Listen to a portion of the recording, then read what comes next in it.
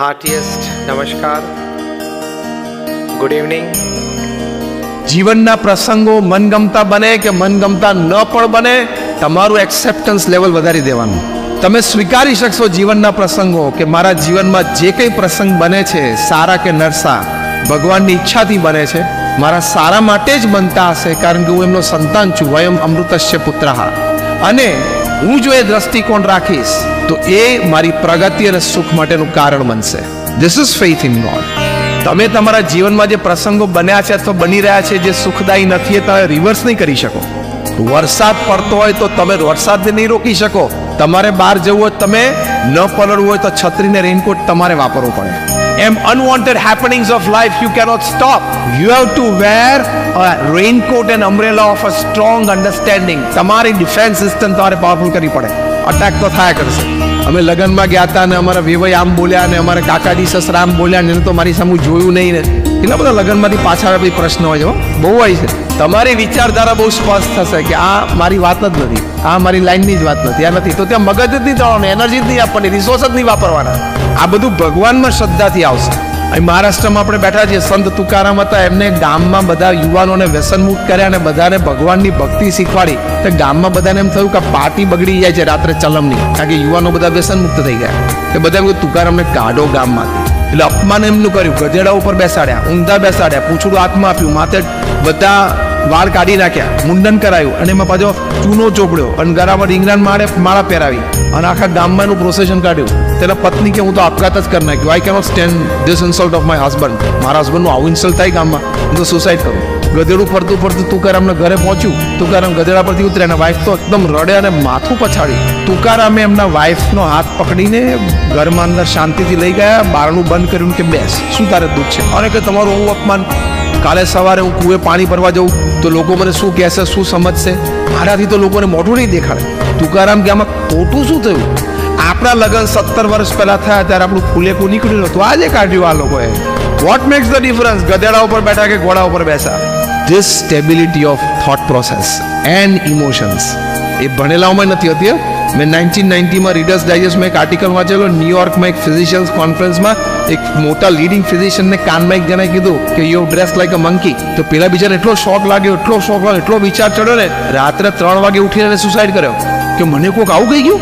આપણા માઇન્ડ એટલા week mean ને, ભલે આપણે બહુ ભણેલા હોય ને કદાચ મોટો બિઝનેસ કરતા, પણ you check with introspection. Sometimes are thinking and minds are very weak, very mean, very chip.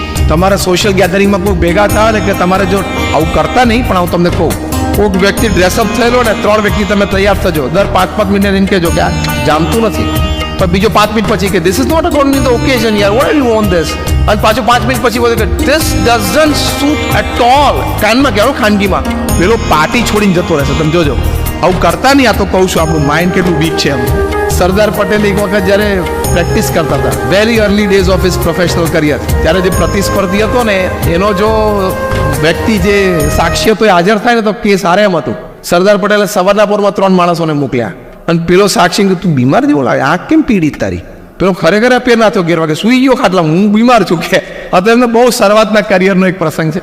આપણા માઇન્ડ આટલા બધા વીક હોય. પેલા રોડ ઉપર પ્રોસેસર નીકળે, કોઈકનું લગ્નનું ફૂલેકું નીકળે તો 9 વાગે એક તો ઉઠ્યો હોય મોડો આવે, અને પાછું ગેધરિંગમાં ઢોલ સાંભળે ત્યાં બ્રશ કરે, ત્યાં થૂકે, એટલે ત્યાં પાછું સ્વચ્છ ભારત બગાડે. અને પછી 15 મિનિટ ત્યાં પ્રોસેસન નીકળી અને પછી અંદર આવીને વોશ બેસી થૂકીને કે 2 જણા જામતા નથી. લે તારે ક્યાં ફેર પડે છે? જામે કે ના જામે ત્યાં ઓપિનિયન આપે છે. 2 જણાનું ના જામ્યું અને તૂટ્યું તો તારી જવાબદારી મૂકને માથાકૂટ. પણ એવું આપણું માઇન્ડ એવું છે ને, બધી જગ્યાએ opinion. Every Indian is a philosopher. કંઈ પણ વાત થાય ને, કંઈ પણ વાતમાં આપણને અભિપ્રાય આપવાનું મન થાય. Once I was talking at IIM, Indian Institute of Management, 450 students MBA ના બેઠા હતા. And in the open questionnaire they asked me, Swami, who selected this saffron color for you people? પ્રશ્ન હોય એનો મને વાંધો નથી. You can ask any question. I want to teach you કે use your rational and faithful mind both. એટલું શીખવાડવાનું વાત છે. તો કે આ સેફ્રન કલર કોણે નક્કી કર્યો અને આ સેફ્રન કલર જ કેમ પહેરો છો? મેં કુસી તું મને E = mc² સમજાય તો E is energy, m is mass of અને c is speed of light. મેં કહું E = mc² સમજાવ ને? તો કે સ્વામી that I don't know. મેં કહું why? તો કે સ્વામી I am a management student and this is a physics question. મેં કહું this is my answer. મેં કહું મારો જવાબ તે આપ્યો. તેમ કીધું ને કે I am a management student and you are asking something from physics. E = mc². તે આઇન્સ્ટાઈનનો પ્રિન્સિપલ જેમાંથી એટમિક એનર્જી બની. Look, this is my answer. You are a management student and you are asking a deep question of religiosity. તારું field જ નથી આ. તે કીધું ને કે મારું આ ફિલ્ડ નથી ફિઝિક્સ, એમાં આઈ નથી. તારે 10 વર્ષ ફિઝિક્સ ભણવું પડે is equals to MC square સમજવું હોય તો 10 years of physics, then you know what is equals to MC square. એમ તારે ખાલી આ સેફ્રન ને વ્હાઇટનું કલર સિલેક્શન આપણા મહાન સંતોએ કર્યું એ લોજિક સમજવું ને તારે 10 વર્ષ તો પહેલાં દિવાળીમાં જવું પડે, તારે 10 વર્ષ સત્શાસ્ત્રો સાંભળવા પડે, તારે 10 વર્ષ સંત સમાગમ કરવો પડે ત્યારે. એટલે મેં કીધું અમુક ક્વેશ્ચન કોમન સેન્સમાંથી આવે, અમુક ક્વેશ્ચન્સ ઇન્ક્વિઝિટિવનેસમાંથી આવે, અમુક ક્વેશ્ચન્સ છે ને એ ડીપ લર્નિંગમાંથી આવે. ખાલી કોમન સેન્સથી સીધા ડીપ લર્નિંગના ક્વેશ્ચન ના પૂછાય, અયસ્થાને કહેવાય. એટલે ભગવાનમાં શ્રદ્ધાથી આ બધા વિચારોની સ્પષ્ટતા રહેશે. મૂળ તમારું level of acceptance, level of tolerance, level of comfort giving and taking and level of compromises in life એ વધશે, જે તમારા અસ્તિત્વનો આનંદ વધારશે. સમજવાનું કે ગમે તેવા બે જણા સાથે હોય, even if marriages are made in heaven, it is a 60-40 ratio. તમે બધા હશે એટલે મારી વાત સાચી તો હશે, અમને આ વાતનો કોઈ અનુભવ નથી, પણ મેરેજીસ 60-40 ના જે વ્હાઇટ બે હાર થઈ ગયા અને અડધી ટાલ થઈ ગઈ ને એ લોકોને પૂછવાનું, બરોબર છે ને? 60% બધું બરોબર ગુડી ચાલે છે અને 40% કોમ્પ્રોમાઇઝ એડજસ્ટમેન્ટ છે કે નહીં? પાડો જલ્દી. આ જ હોય, એમાં શું? આ તો દુનિયાનો અનુભવ છે. 60% it is goody, even if the best marriage made in heaven. 40% it is adjustment, compromise, acceptance. તો આ વિચાર આપણને ભગવાનમાં શ્રદ્ધા છે કે ઓકે, જે સાથે રહ્યા, જે સાથે અડ્યા મળ્યા, પરિવારમાં મિત્રભાવ સાથે રહ્યા, it's fine, it's okay, accept it. તમે એક્સેપ્ટ ના કરો તો આખી જિંદગી દુઃખી રહેવાનું, કમ્પ્લેનમાં રહેવાનું. એટલે લેવલ ઓફ એક્સેપ્ટન્સ ને બધું વધે. પ્રમુખ સ્વામી મહારાજ ન્યુયોર્કમાં હતા, એક રૂમ નાની હતી, એમાં બેઠા હતા. કોઈ કીધું સ્વામી રૂમ બહુ નાની છે. પ્રમુખ સ્વામી સ્પોન્ટેનિયસલી બોલ્યા કે નાની રૂમ સારી, પાવર ઓછો બળે. એક જ અઠવાડિયા પછી ટોરન્ટોમાં હતા, ત્યાં સ્પેશિયસ રૂમ હતી. પ્રમુખ સ્વામી મહારાજ ત્યાં બેઠા હતા. પેલી વ્યક્તિ કીધું સ્વામી આવો મોટો રૂમ હોય ને તો સારું. સ્વામી કે હા મોટો રૂમ જોઈએ, વધારે લોકો બેસી શકે. ખબર પડી? નાનો રૂમ પણ સારો અને મોટો રૂમ પણ સારો. અહીંયા શું વિચારો છો ને ઇમ્પોર્ટન્ટ છે. You can be comfortable in any situation if you have the right kind of thinking. And if you don't have the right kind of thinking, you are most uncomfortable in the best situations available. એ સિદ્ધાંત છે પૃથ્વી ઉપર. પ્રમુખ સ્વામી મહારાજને કહ્યું સ્વામી Fargo ગાડી તમે વાપરો છો 70s ની સાલમાં, બહુ અપશુકનની યાદ છે, આપણે કાઢી નાખીએ. સ્વામી કે કેમ? તો કે સ્વામી 1 વર્ષમાં 3 એક્સિડન્ટ થયા. સ્વામી કે બહુ શુકનિયાર છે, 3 એક્સિડન્ટ થયા પણ કોઈને વાગ્યું જ નથી ને. See how you perceive things, how you look at things. કોઈ પણ પ્રસંગ બને, how you look at things are important. What happens with you is 10%, how you take it is 90%. તમારી સાથે જીવનમાં જે પ્રસંગ બને છે ને એની ઇફેક્ટ તમારી ઉપર 10% જ છે. તમે પ્રસંગને કેવી રીતે જુઓ છો ને કેવી રીતે લો છો ને એની ઉપર એની 90% ઇફેક્ટ ડિપેન્ડન્ટ છે. તુકારામે કહ્યું કે આપણું ફૂલે ગુનો તો નીકળ્યું, આજે નીકળ્યું. બીજું એમણે કહ્યું કે આપણે 6 મહિનાથી વાળ કાપવાના પૈસા નહોતા, ગરીબ છે, તો આ લોકોએ વાળ કાપી આપ્યા અને એમાં પાછું માથે ચૂનો ચોપડી આપ્યો એટલે ડેન્ડ્રફ નહીં થાય. અને ત્રીજું, આપણે અઠવાડિયાથી શાક ખાધું નથી, ખાલી રોટલો ને છાશ ખાતા હતા, હવે અઠવાડિયું શાક ચાલે એટલે આ રીંગણાની માળા છે. કર ને રીંગણા, કર બારણું બંધ, કર ભરેલા રીંગણા ખાઈને આનંદ કરીએ. આનંદ में रहने का अधिकार तुम्हारा है. કોઈ પણ પરિસ્થિતિમાં આનંદમાં રહેવું ને એ આપણો અધિકાર છે. એ અધિકારનો આપણે ઉપયોગ નથી કરતા. ભગવાને તો રિસોર્સિસ બહુ જ મૂકેલા છે આત્માની અંદર, એટલા બધા વર્ચ્યુઝ મૂકેલા છે. તમે રિસોર્સિસનો ઉપયોગ કરો તમને આનંદ આવે છે. આ મહાન સંતો આવી રીતે જ આનંદ આવે. પ્રમુખ સ્વામી મહારાજના ભવ્ય સન્માનો પણ અમે જોયા છે અને અજ્ઞાત લોકોએ ગેરસમજથી એમના ખોટા અપમાન કર્યા ને એ પણ જોયા છે. બંને પરિસ્થિતિમાં અમને એમને બહુ જ સ્થિર જોયા છે. અને આપણને 20 વર્ષ પછી યાદ રહે કે આપણને કોઈ પ્રસંગે કંઈક સંભળાવ્યો કે ટોણો માર્યો ને તો 20 વર્ષથી રાહ જોઈએ કે હવે જ્યારે એના ભત્રીજાનું લગ્ન આવે ને આવતા વર્ષે ત્યારે હું એને આ ટોણો પાછો આપીશ, મેળું પાછું આપીશ. એવું ઘણું અત્યારે સ્ટોર કરીને બેઠા છો. પોલ્યુશનમાં કાઢી નાખજો, બીજું શું, એ સ્ટોર કરીને બેઠા હો તો coming to the and I સે કે અસ્તિત્વના આનંદ માટે અમુક સ્પષ્ટ વિચારધારાઓ આપણે જે સમજ્યા એમાં પહેલી વાત, now I am just giving you the gist of it. પહેલી વાત, બહુ મટીરિયાલિઝમ તરફ જવાની જરૂર નહીં. Put a satisfaction bar, spirituality અને મટીરિયલિઝમનું બેલેન્સ કરજો, જીવનમાં આનંદ આવશે. બીજી વાત આપણે એ સમજ્યા કે નૈતિક અને પ્રામાણિક પુરુષાર્થ વ્યવસાયમાં રાખજો, નહીં તો ત્યાંથી બહુ મોટી તકલીફ કોઈક દિવસ આવવાની શક્યતા છે. જીએસટી આવી ગયું છે. ત્રીજી વાત આપણે સમજ્યા કે વર્ક લાઈફ બેલેન્સ રાખજો. પરિવાર માટે પણ સમય આપજો. સમય તો કદાચ તમે ઘણો આપતા હશો, પણ પરિવારજનોને સંસ્કારિત કરજો, એને સારા સંસ્કાર આપજો કે તમે તમારા સંતાનોને ભગવાનમાં શ્રદ્ધા શીખવાડશો. It is the biggest social service. હમણાં ફેડરલ બ્યુરો ઓફ ઇન્વેસ્ટિગેશન અમેરિકાના founder director Edgar Hoover retire થયા. 40 વર્ષ FBI ના ડિરેક્ટર રહેલા અને આ પોસ્ટ અમેરિકાના પ્રેસિડેન્ટ નક્કી કરે. 40 વર્ષ સુધીમાં 5 વાર ડેમોક્રેટ્સ ને રિપબ્લિકન્સ ફરી ગયા, આ માણસ એની પોસ્ટ જાળવી રાખી, કેવા બુદ્ધિશાળી કહેવાય. એકાઉન્ટન્ટ જનરલ હોય, કેગ હોય ઇન્ડિયાનો, કમ્પ્ટ્રોલર એન્ડ એકાઉન્ટન્ટ જનરલ, એ 40 વર્ષ સુધી પોતાની પોસ્ટ પકડી રાખે, ભલે બેમાંથી જે પોલિટિકલ પાર્ટી આયા કરે. એ માણસ કેવો કહેવાય, એની કનેક્ટિવિટી નેટવર્ક કેવું કહેવાય. એમના રિટાયરમેન્ટમાં હુઝ ઓફ યુએસ બધા બેઠા હતા, એમાં પછી ઇડગર હૂવરે કહ્યું કે તમે કંઈક બોલો.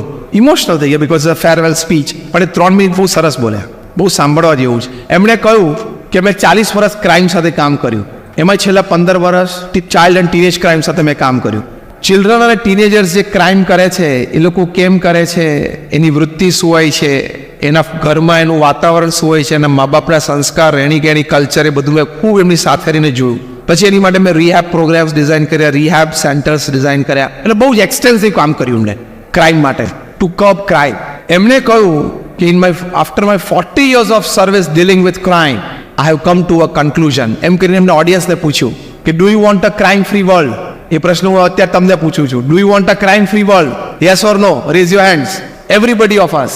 ક્રાઇમ ફ્રી વર્લ્ડ આપણે બધાને જોઈએ છે. હિંસા અને ગુના રહિતનું વિશ્વ, સ્વર્ગ થઈ જાય. ઇડગર હૂવર બોલ્યા કે my 40 years of dealing with crime I can tell you કે if you want a crime free world. પછી બહુ જ અદ્ભુત વાક્ય બોલ્યા. Now I am quoting him not just word to word but letter to letter. સાંભળજો. Edgar Hoover બોલ્યા કે a child who has been taught to obey the laws of God will find very little difficulty in obeying the laws of man. કે તમે તમારા સંતાનને નાનપણથી ભગવાનમાં શ્રદ્ધા શીખવાડશો અને ભગવાનના નીતિ નિયમ પાળતા શીખવાડશો તો મોટા થઈને એક સારા નાગરિક તરીકે માણસના કાયદા પાળવામાં એને તકલીફ નહીં પડે. માટે teach your children faith in God. Edgar Hoover બોલ્યા છે 40 years ઓફ ક્રાઇમ ડીલિંગ પછી આવા તો મારી પાસે 500 પ્રસંગો છે વિચ કેન કન્વિન્સ યુ. કહેવાની વાત એ છે કે આ વાત આપણે સમજ્યા. હમણાં 4 મહિના પહેલા ઓક્સફોર્ડ યુનિવર્સિટી ઇંગ્લેન્ડમાં રિસર્ચ થઈ. તમને ખબર હશે ઓસ્ટિયોપોરોસિસ નામનો એક રોગ છે, એમાં આપણા હાડકાં નબળા પડી જાય ને બ્રિટલ થઈ જાય. એ ઓસ્ટિયોપોરોસિસનો રોગ ન થાય એની માટે હાર્વર્ડ યુનિવર્સિટીમાં રિસર્ચ થઈ કે ભારતીય શાસ્ત્રોમાં જે સૂર્ય નમસ્કારની વાત આવે છે એમાં જે દંડવત પ્રણામ ભગવાનને કરવાના અષ્ટાંગ દંડવત પ્રણામ, એ જો નિત્ય ખાલી 5 કરે નાનપણથી તો એ વ્યક્તિને ક્યારેય ઓસ્ટિયોપોરોસિસ ના થાય. આપણા ઋષિ મુનિઓએ, મહાન સંતોએ જે વાતો આપણને સત્શાસ્ત્રોમાં આપી છે ને એ સાચી છે.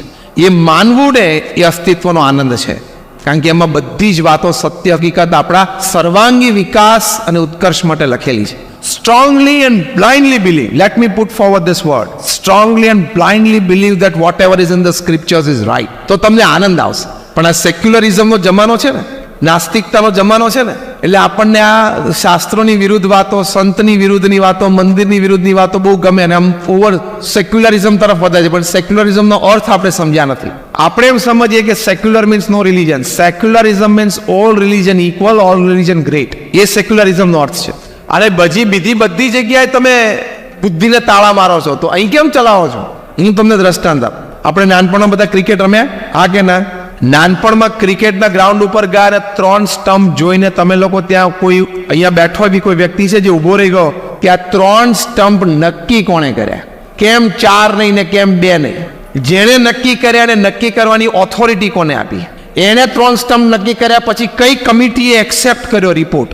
એનું મને કમ્પ્લીટ લોજિકલ પ્રૂફ આપો, પછી હું ક્રિકેટ રમું. તો શું થાત? તો તમે રમતનો આનંદ લઈ શકત નહીં. પણ તમે સ્વીકારી લીધું, ભાઈ 3, ભલે 3 હોય, બરાબર છે, તો રમવાનો આનંદ આવ્યો ને. એમ અધ્યાત્મમાં પણ બધી 1000 વાતો સ્વીકારી લેવાની. ત્યાં સ્વીકારે છે ને એ દોઢ ડાયા થાય.